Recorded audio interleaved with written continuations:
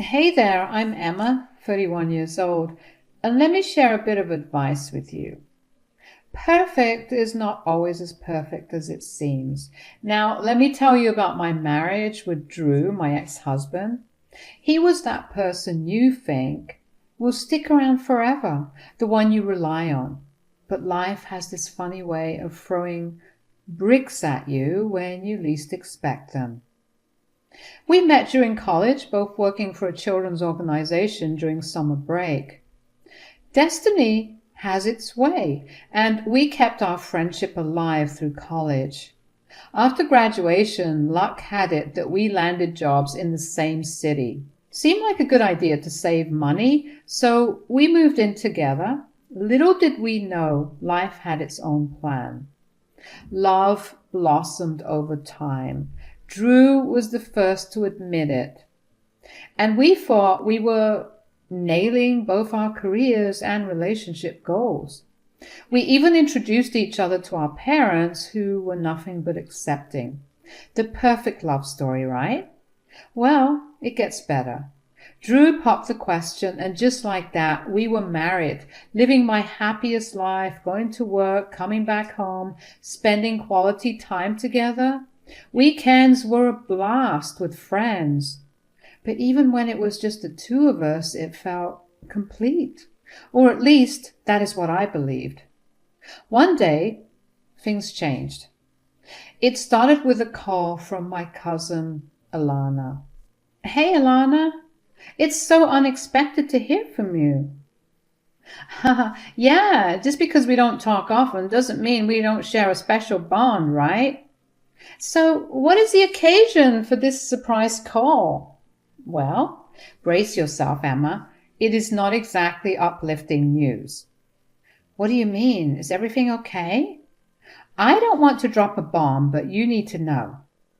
Alana, you're scaring me. Just spill it. Okay, so I tried this blind dating site my friend recommended. No names, no pics, just conversations, and if it feels right, you meet up.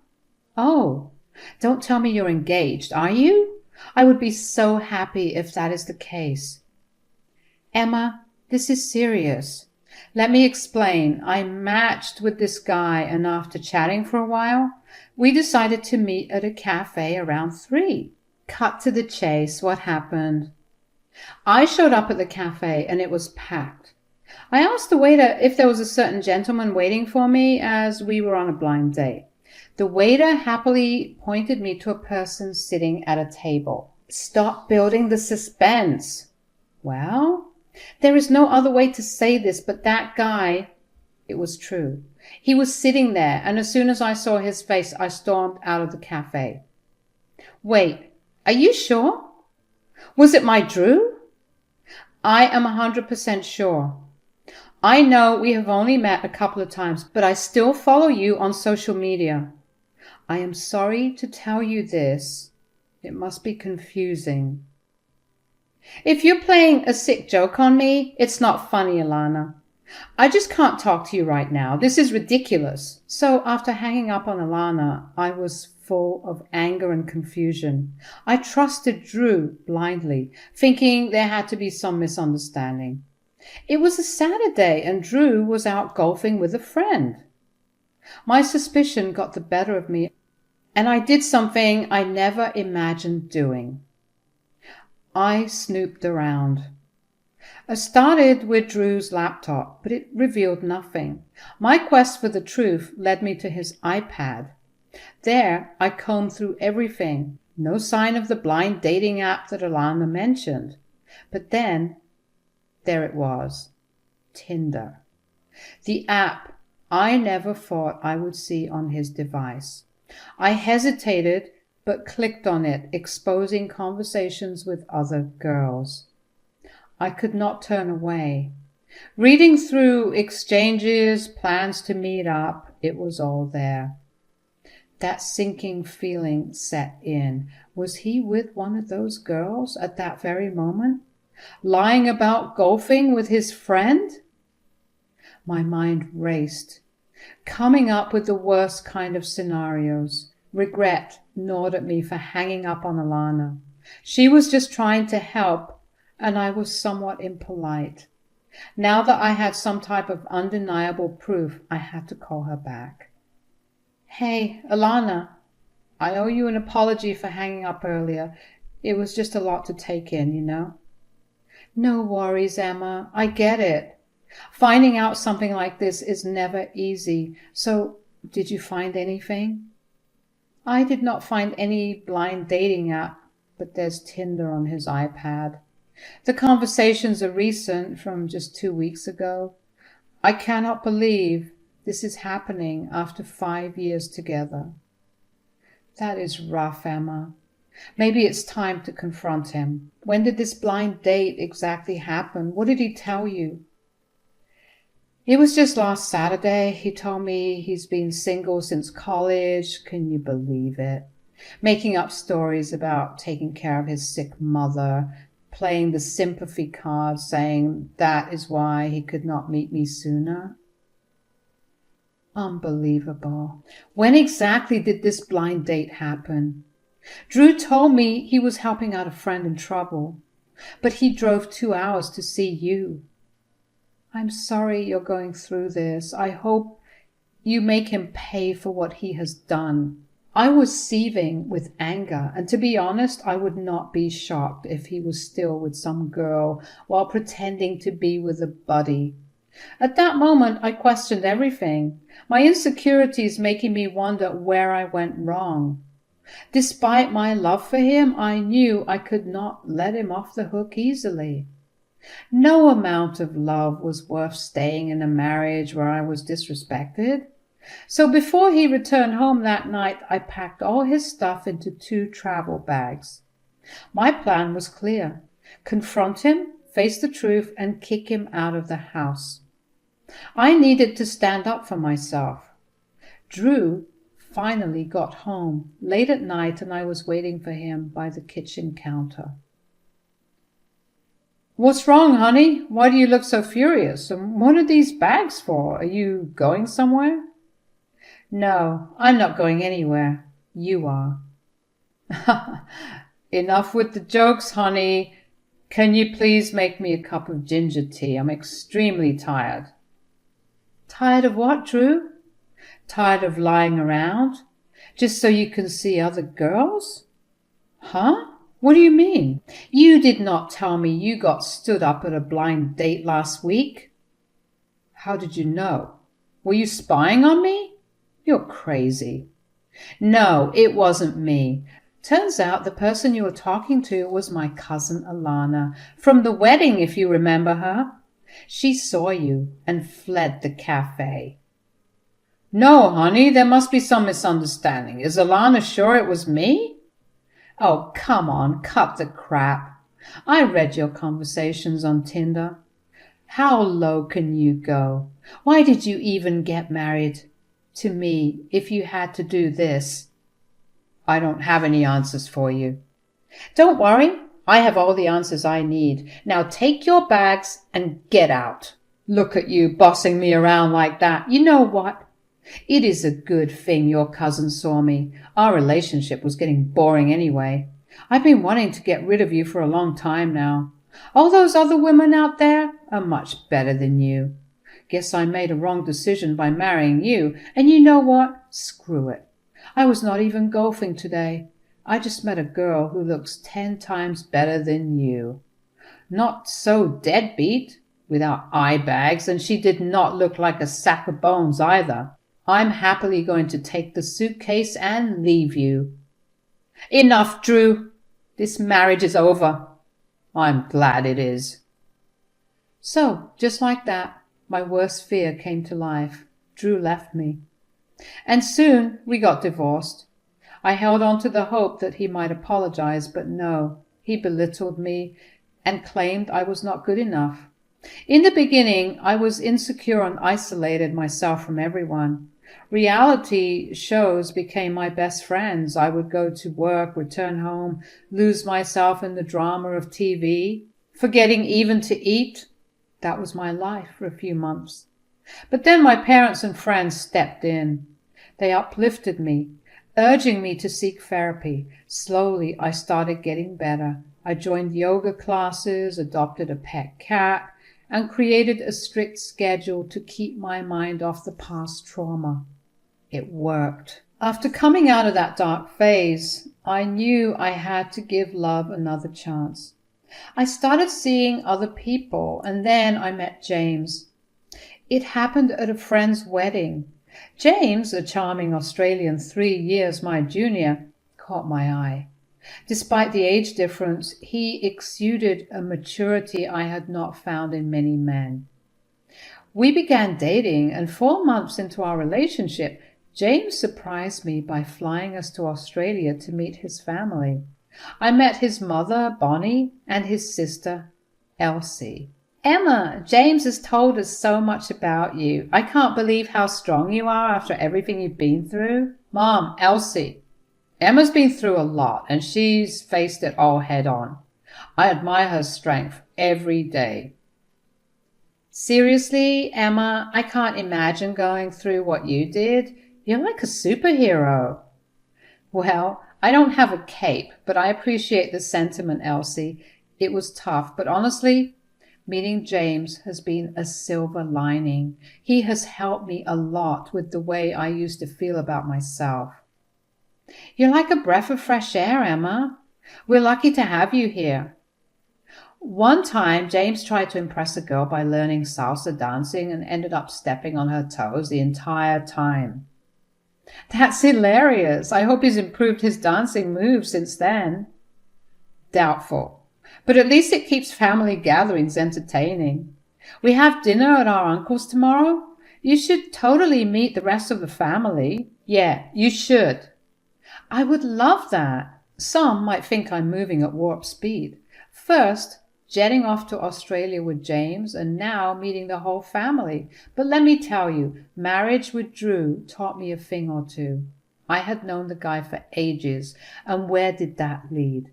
Cheating, lies, and a one-way ticket to divorce. With James, I tossed caution to the wind and trusted my gut. Sometimes someone walks into your life and just showers you with love. In the few short months, he gave me the security I never got in all those years with Drew. It felt like an upgrade I really needed. His whole family was wholesome, giving me warm, fuzzy vibes all around. The trip was a refreshing change from the chaos of my life. So after a year of lovey-dovey stuff with James, he dropped the big question. James whisked me away to the place where our love story began. But hold on, it wasn't just any dinner. Nope. He went all out and booked a private table at the hotel where my friend got married. As we sat there in the middle of dinner, I kind of sensed he was going to do something big. Hey, Emma, we've been together for a year now, and honestly, what we have feels like something real. My family adores you, and well, I love you more than words can express. I know you've been through a lot with your ex-husband, the cheating and all the insecurities that followed. Oh, James, that's so sweet. I love you too. Some folks might think a year is too soon to ask this, and I'm not trying to rush you, but I've got this ring here, and I'd like you by my side for the rest of my life. You don't have to say yes right away. And even if you do, we don't have to run to the altar. Take all the time you need, but I just want you to be mine. Oh my God, James. Yes. Let's take it one step at a time. That sounds perfect. And, you know, my mom is already talking about grandkids. What? I'm just joking, babe. Like you said, one step at a time. So there we were, James and I, engaged and taking things slow. We decided that instead of jumping into wedding planning madness, we would just enjoy our lives as they were. The only notable change was that I had moved into James's place. Things were going well until one day, out of the blue, life threw me a curveball. I was at my favorite bakery, the one I had been frequenting since forever, picking up our usual order of special cronuts. And guess who I bumped into? None other than Drew. I could not believe my eyes. He looked surprised, probably as much as I did, but he was not alone. He was there with a woman. "Oh, hey, Emma. What a surprise. It's been a while." "Yeah, it has. Hi, Drew. And you are?" "Meet my girlfriend, Stacy." "Hey there. You're Emma, right?" "Yep, that's me, Drew's long-lost friend." "Well, you guys catch up. I was just leaving." "So, Stacy, huh?" "Yeah, she's great. Got her own little business that's picking up. She's a beauty with brains. And you? Anyone special?" "Oh, yeah. I've been seeing someone." "Serious?" "Yep, pretty much. We're engaged." "Well, good for you, Emma. I just wanted to say I'm sorry about how—" "Let's not go there, Drew. It's all in the past now. Stacy looks wonderful." "Oh, she is. I thought I'd introduced her to those cronuts you got me hooked on. This place is a hidden gem." "It sure is." "Well, I need to get going. Goodbye. By the way, do you want to catch up sometime?" "I don't think so, Drew." There I was, minding my own business, enjoying some cronuts, and I tried not to think about the awkward encounter with Drew. But hey, we live in the same city, so I guess it was bound to happen sooner or later. Anyway, running into Drew was nothing compared to what hit me a week later. My body started acting all weird, and I had this feeling that it was time to take a pregnancy test. Lo and behold, turns out I'm going to be a mom. So there I was, feeling like life had finally aligned with my dreams. James was over the moon when I broke the news about the little one on the way. We shared our joy with our respective families, and let me tell you, their excitement matched ours, if not surpassed it. But you know, there was this one thing missing: a wedding. James and I were already engaged, and we thought, why not tie the knot? We didn't want to rush things, though. We decided to wait for another 4 months, giving me that perfect baby bump to flaunt in my dream wedding dress. The next 3 months turned into a whirlwind of doctor's appointments and meetings with the wedding planner. It was a lot to handle, but James and I were determined to make it work. We envisioned an intimate celebration with our closest loved ones. The guest list was short, and my baby bump was stealing the show. I wanted everyone to see how proud and happy I was. The day before my wedding, I was at my parents' house, as we did not decide to have a rehearsal dinner. It was a big and emotional evening with Mom when I received a call from Elsie, who was staying at our place with James and Bonnie. "Hey, Emma." "Hey, Elsie, is everything all right?" "Yeah, pretty much everything. I was just confused. James and Mom are out buying some last-minute essentials, and I'm home alone. A guy showed up with some cronuts asking me where you were." "Well, did you get his name? Who was it?" "No, I didn't, but I don't think it was one of your close friends, because when I told him about the wedding, he seemed shocked, almost like he didn't know about it." "Well, it must be some old acquaintance, I guess. So did you tell him that I was getting married?" "Yeah. He sounded curious, asking where you were and who I was. I told him that I'm your fiancé's sister and there's a wedding tomorrow. Now that I'm talking about it, it's just silly that I gave him all that information without even asking what his name was." "Oh, don't worry about it. I think I'll handle it. Just stay safe until Bonnie and James get home." "Sure thing." So I knew who it was, of course. Drew? I was confused. How did he even manage to get the address to James's place? I wondered if he had been following me, but I don't think he was so obsessed with me that he would do such a thing. After all, he was with Stacy. Maybe he saw me getting in and out of the apartment and figured I lived there? That day he wanted to catch up, and I said no, so perhaps he thought he might give it another try. Things just didn't add up, but it was my wedding the next day, and I didn't want to think about all that stuff. It's not like Drew was a dangerous guy. He was harmless. So I decided to mind my own business and, as per the doctor's orders, not stress myself over little things. It was finally the big day. The wedding was in the afternoon, so I started getting ready, Early in the morning, there was a lot of chaos at the venue, and I was in the hotel suite that I booked for me and my bridesmaids. We were all getting ready, and then it was time for the final ceremony.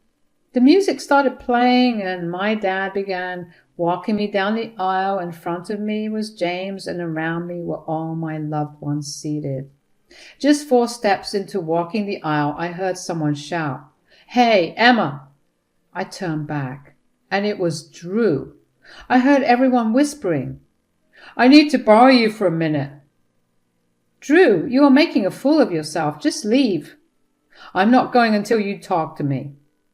I looked at James right into his eyes from a distance, and he gave me a nod. "Everyone, we will do this in 5. I took Drew by his elbow and took him to the back. "Drew, are you really serious right now? I was literally walking down the wedding aisle and you interrupted. What would people think?" "Emma, please hear me out. I messed up big time and I need to talk to you." "Talk?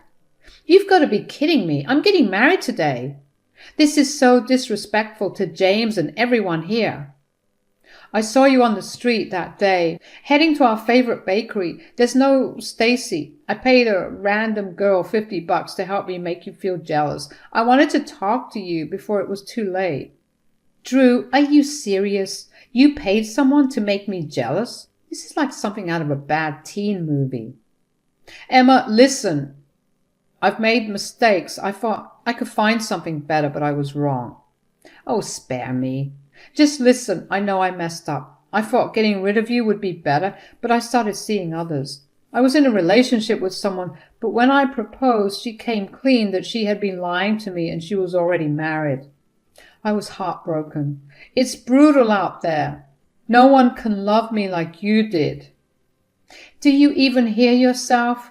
You want me back because no one else gives you the attention I did? Trust me. We can make this work. I will love this baby like my own." "Drew, you're a fool to think I'd give up my loving fiancé for a cheater like you. This is karma. You get what you put out in the universe. It is not my fault that you ended up heartbroken. And now you are here ruining my special day just for a little sprinkle of attention. I'm sad and lonely. We've known each other for a long time. I love you. You better save your love for someone else. Now get out before I call the cops. You've already created a huge scene." I was pretty bummed that my special moment got hijacked, but also kind of satisfied. You know, like karma doing its thing. Anyway, I decided not to let it ruin the whole deal and told everyone it was just a little misunderstanding. I finally made it down the aisle, exchanged vows, and got hitched. The reception, oh man, that was something else. Despite the hiccup, it turned out to be a blast. Surrounded by family and friends, there was laughter, music, and dancing. It was like the interruption never even happened. And then came a special speech by James. "Today is straight up magical. I mean, look at my glowing bride, Emma. From day one, I knew Emma was something else. She's not just my ride or die. She's the whole playlist to my life soundtrack. Her laugh is my favorite melody, and her smile is the sunshine that lights up my whole world. Emma, you're the missing puzzle piece that completes the whole game of life for me. And I have to tell you, I'm beyond thankful to have you as my partner in crime. Just know this, I'm going to have your back through all the highs, lows, and epic plot twists. Your kindness, your strength, and that love. It's like my heart does a happy dance every time I think about it. So here's to us, our love story, and all the epic moments waiting for us." So here I am, just dropping in with a little life update. So guess what? We are just a week away from welcoming our little munchkin into the world, and it's a girl. Now, I know my story might not be the craziest drama you've ever heard, but it's mine, you know. And maybe some of you out there can vibe with it, especially if you've dealt with cheating spouses, husbands or wives. We've all been there. Here is the real deal, though. Sometimes the sweetest revenge is just focusing on you being the absolute best version of yourself. Lives have this funny way of sorting things out, and what's meant to be will find its way. I thought Drew was my forever, and when that fell apart, I was in the dumps, but life had a surprise for me. Enter James, who is basically the upgrade I never knew I needed. So if you're going through a rough patch, just remember that brighter days are on the horizon. Keep shining.